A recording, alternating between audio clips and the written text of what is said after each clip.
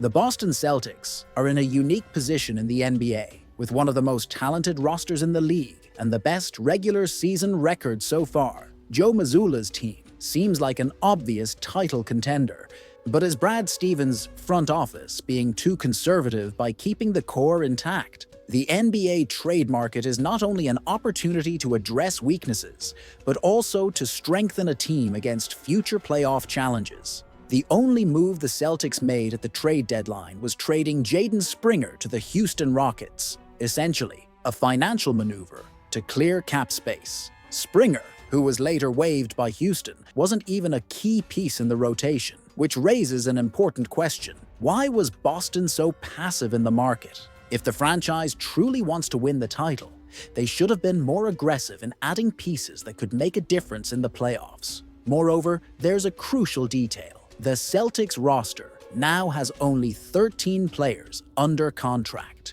one short of the NBA's minimum requirement. This means Boston will have to sign at least one player in the coming weeks, with the possibility of adding a second to complete the 15-player roster limit. The buyout market may offer some interesting options, but will a simple reinforcement from this market be enough to face opponents like the Milwaukee Bucks, Denver Nuggets, and Los Angeles Clippers in the playoffs?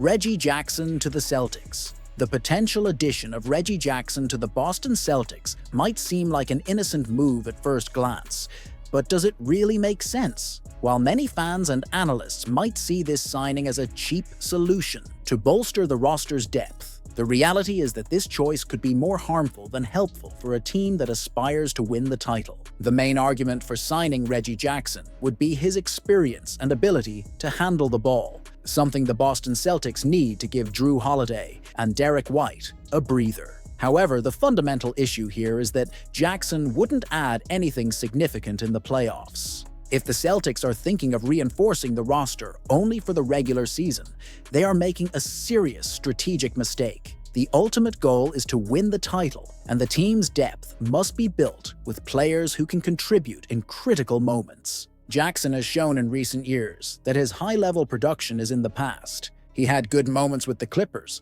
but since then, he has been a secondary player who doesn't significantly impact the game. If the Celtics need a player to play regular season minutes, that should not be a priority for the franchise. Signing someone who won't be useful in the playoffs is not a move for a team that is one step away from a title. Another point ignored in this discussion is that the Boston Celtics already have a player who fulfills this role, Peyton Pritchard. He may not be a household name, but the reality is that he is already familiar with the team's system, has a more consistent three-point shot, and brings much more energy on defense than Jackson. If the intention is to have a player to cover minutes in the regular rotation, why not just give Pritchard more playing time? He has already shown he can perform in this role without compromising the team's performance. Adding Jackson to the rotation could even harm Pritchard's development and limit his confidence in critical moments of the season. Boston has only 13 players under contract and needs to fill at least one spot to meet NBA minimum requirements. But does this mean the spot has to go to someone irrelevant like Reggie Jackson? The buyout market could offer more impactful players, especially in defense or the power forward position, which are areas where the Celtics could really benefit from added depth. Signing Jackson would be a strategic mistake because he would occupy a roster spot that could be filled by a player with a more specific role for the playoffs. An elite perimeter defender, a strong rebounder, or even a three-point specialist with experience in big games would be far more useful options for Boston. If the Celtics are seriously considering signing Jackson, it could be a worrying sign that the franchise is more concerned with filling a spot than strengthening the roster in a smart way. A team that aspires to win the title needs to make smart decisions, and this kind of signing feels like a lazy solution to a non-existent problem. If Boston wants to reinforce the rotation, they should be looking for players who can have a real impact when the games matter. Adding Jackson would only reinforce the idea that the team is wasting its privileged position in the market when it could do something more ambitious. J.D. Davison in the Celtics. The possibility of J.D. Davison being rewarded with a guaranteed contract with the Boston Celtics raises an important discussion. To what extent should loyalty to a developing player influence the decisions of a team that is fighting for a championship? For many, the idea of promoting Davison to a standard contract seems like a fair move. After all, he has been one of the best players in the G League in recent seasons, and with the departure of Jaden Springer, there's space in the rotation for another point guard. But does this decision make sense from a competitive standpoint? Or would it be just a symbolic gesture that could cost the Celtics in the long run? There is an uncomfortable truth that few want to admit. Teams at the top of the NBA cannot afford to reward players simply for loyalty or effort. The main goal must be to improve the team to compete against the best, not to reward players for merely being in the system for years.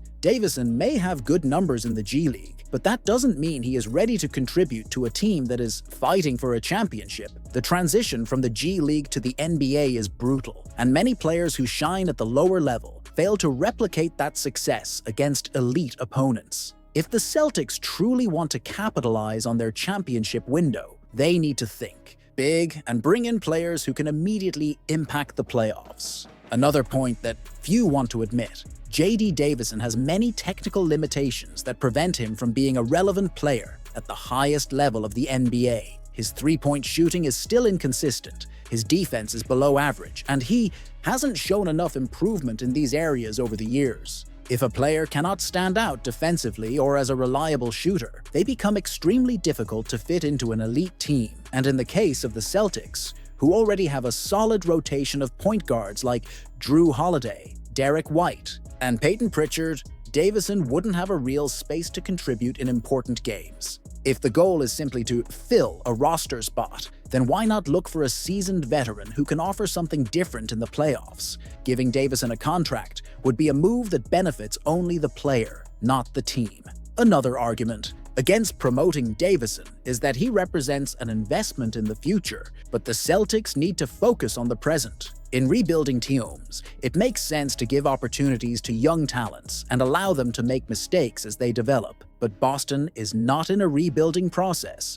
It's trying to win the championship now. This means that every roster spot must be used with maximum efficiency. If the Celtics truly want to maximize their chances this season, the best decision would be to seek a veteran player in the buyout market, or even sign a specialized defender, someone who can step onto the court and make an immediate impact in the playoffs. Wasting a spot on a young player who is unlikely to see minutes when the games truly matter is a strategic waste. If Brad Stevens and the front office actually choose to sign J.D. Davison, it could be a concerning indication that the franchise is more focused on symbolic gestures than pragmatic decisions. Winning teams do not make decisions based on sentimentalism. The Golden State Warriors, for example, didn't hesitate to part ways with promising players when they realized they wouldn't immediately contribute to the team's success. The Denver Nuggets and the Milwaukee Bucks are also not focused on developing G League players. They want to win now. Seth Curry to the Celtics. The potential arrival of Seth Curry to the Boston Celtics may seem like a logical move at first glance. With Jaden Springer's departure, there is an open roster spot for a backcourt addition, and while Curry is no longer in his prime, he remains a recognizable name in the league. But does this signing actually make sense? Or are we looking at a move that, in practice, would have little to no impact on the Celtics' ultimate goal, winning the NBA championship? Here are 4 controversial arguments that few consider when evaluating the possibility of Seth Curry joining Boston. If Boston is looking to add a player, the key question is, what problem is he solving? Is Seth Curry a good shooter? Yes. But the Celtics are already one of the best shooting teams in the NBA, led by Jason Tatum and Jaylen Brown. The roster is packed with elite shooters like Kristaps Porzingis, Derek White, Jrue Holiday,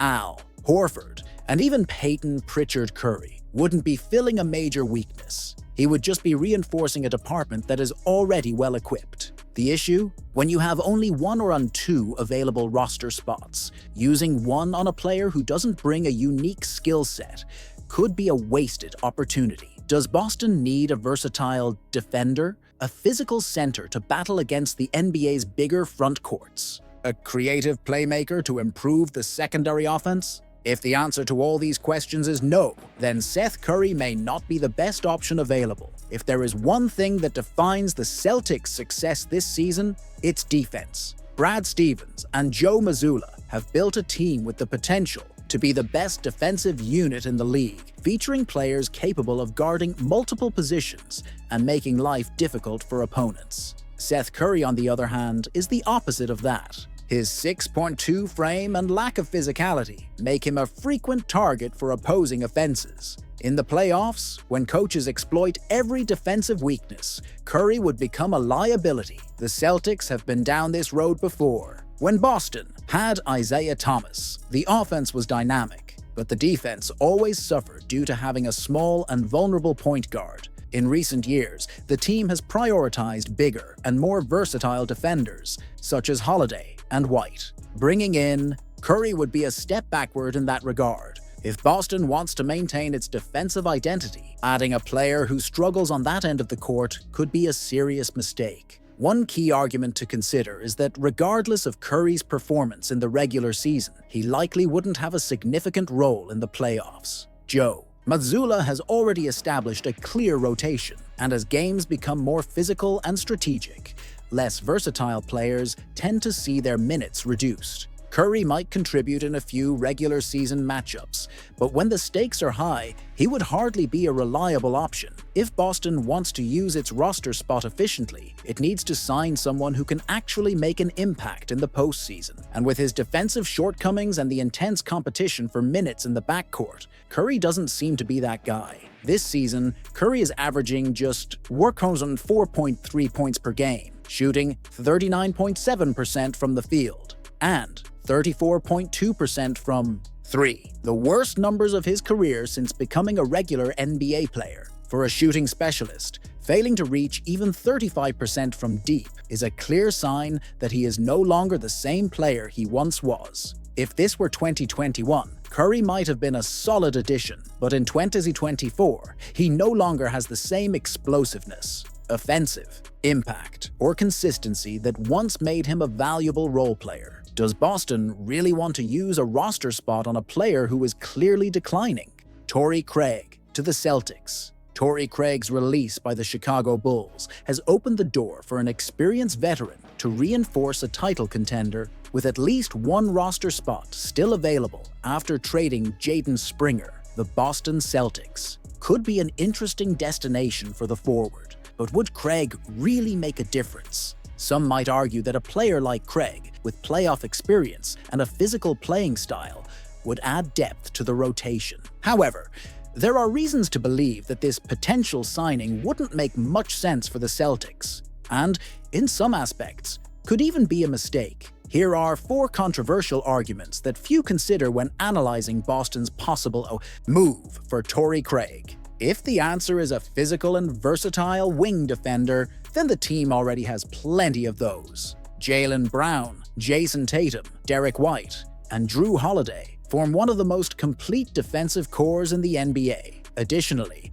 Al Horford and Sam Hauser provide more size and spacing, while Peyton Pritchard and Kristaps Porzingis contribute in other areas. Craig, therefore, doesn't fill any essential gap. He's not a great shooter, career 34.9% from three, not a playmaker, and defensively, he's no longer as dominant as he once was. If Boston wants to fill its roster spot, it makes more sense to target a player who brings something different, whether that's a physical big man to strengthen the rotation, a playmaking guard, or a truly reliable shooter. Throughout his career, Craig built a reputation as a versatile defender, capable of guarding multiple positions. However, the reality today doesn't match that reputation. While he remains a solid defender, his athletic explosiveness isn't the same. At 33 years old, he struggles to keep up with quicker players on the perimeter, and his ability to contest shots and disrupt finishes has declined significantly. If the Celtics are looking to add a defensive dog for the playoffs,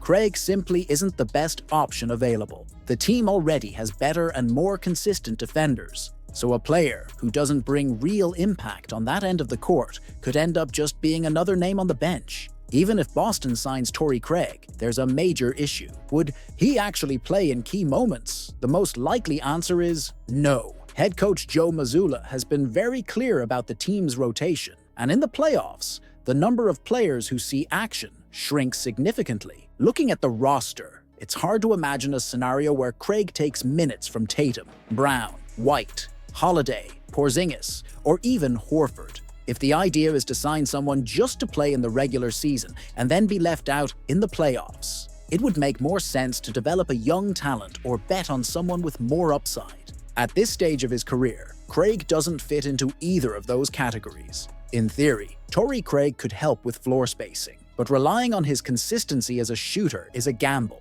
Last season with the Chicago Bulls, Craig shot 39.5% from three, which looks great at first glance. However, looking at his career as a whole, he's only a 34.9% shooter from deep, far from elite. And in the playoffs, his three-point shooting drops even further. In 65 career postseason games, Craig has shot just 30.3% from beyond the arc. The Celtics need a player who can be trusted in high-pressure moments, and Craig simply hasn't proven to be that guy throughout his career. Lonnie Walker IV to the Boston Celtics. The potential arrival of Lonnie Walker IV to the Boston Celtics reignites an interesting debate. To what extent can a player who has failed to establish himself in the NBA truly contribute to a title-contending team? Before the season, the Celtics had already shown interest in keeping Walker, but ultimately discarded the idea due to financial limitations, opting for Jaden Springer instead. Now, with Springer out and a roster spot available, Walker could finally have the opportunity to wear the green and white jersey. However, this move is not as simple as it seems. Bringing Walker back could be seen as a smart, low-risk move to bolster the rotation, but it could also end up being a strategic mistake that the Celtics might regret. Next, we'll explore some controversial and unpopular opinions about this potential signing and why it might be a riskier bet than it appears. If the Celtics already passed on Walker before, what has changed now? The most obvious answer would be that, at the time, Boston prioritized players who were already within their system, such as Springer. But was Walker truly an essential piece who was unfairly discarded?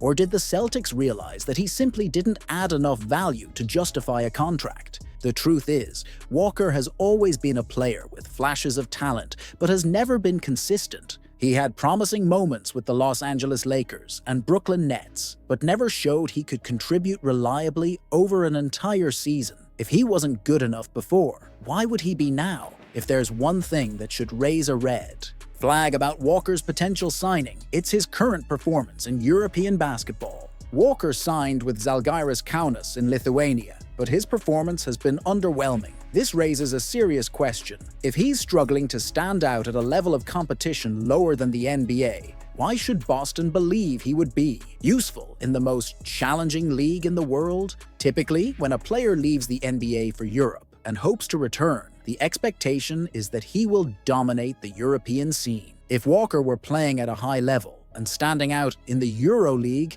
his return would make sense. But that's not the case. The Celtics need someone who can contribute immediately and make a difference. Betting on a player who can't shine at Žalgiris could turn out to be a major miscalculation. Boston already has a well-structured roster, and any addition at this stage needs to bring something truly valuable to the team. And that's where the problem lies. What essential element would Walker provide? If the goal is to strengthen the offense, there are better options in the buyout market. If it's to add a defensive presence, Walker has never been known for being an above-average defender. Moreover, the Celtics already have Derek White, Drew Holiday, Jaylen Brown, Jason Tatum, and Peyton Pritchard as perimeter options. All of these players offer more consistency than Walker. So, where exactly would he fit? If it's just to fill out the roster and play irrelevant minutes during the regular season, Boston could invest in a young player to develop, or a veteran with more experience and locker room leadership.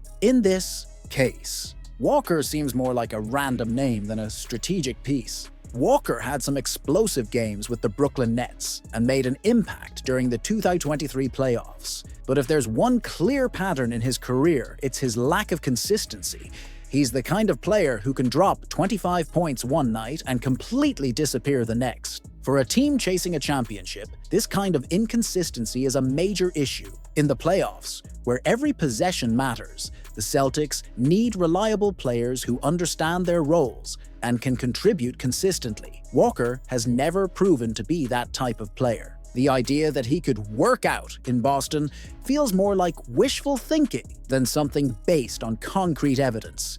Hey Celtics fanatics, what do you think of this news? Leave your opinion in the comments, as it's highly valued.